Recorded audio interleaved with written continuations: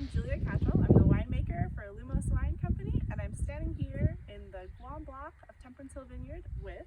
I'm Boone McCoy-Crisp, and I'm the cellar master for Lumos, as well as the vineyard assistant at the Rodolfo and Wren vineyard sites.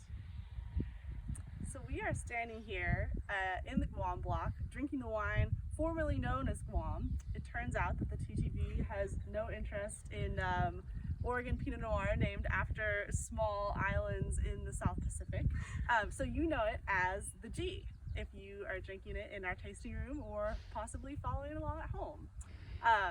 The site is known as Guam because it's at a distance from the rest of the blocks of Temperance Hill Vineyard, although Temperance Hill has slowly grown up to meet it, as has the Kristen Vineyard on the side here.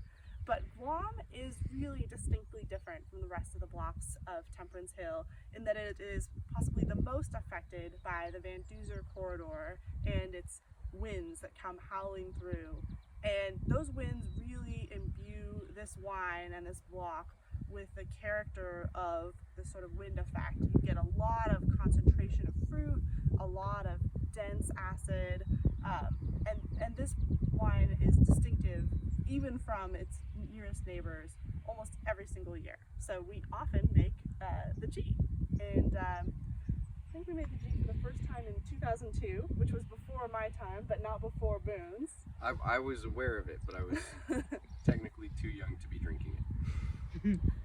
But yeah, the G consistently, I would say consistently has the thickest skins of any fruit we deal with in Temperance Hill, and it's in the very southeast corner of the whole vineyard. So the property line for Temperance Hill itself is right there, about 20 feet that way, and at the end of the block down there.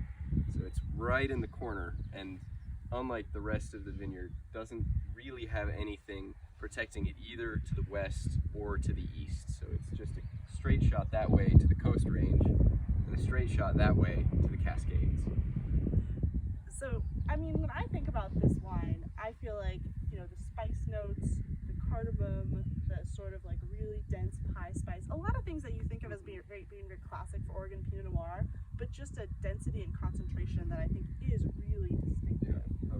It has a real focus on deep black and purple fruit flavors, and it has an acidity and tannin structure that mean that even though those flavors can sometimes indicate a wine at the heavier end of either alcohol or just overall weight, the acidity really keeps it from ever sort of getting stuck in how beautifully saturated those fruit flavors can become. So even when they feel jammy, it never has a jammy texture, at least for me, in the mouth. And yeah. I feel like the 17 is a great example of that quality, because it's a very limber wine for how big of flavors it carries and sort of expresses itself through. Its tannin structure and acidity really keep it driving and light-footed.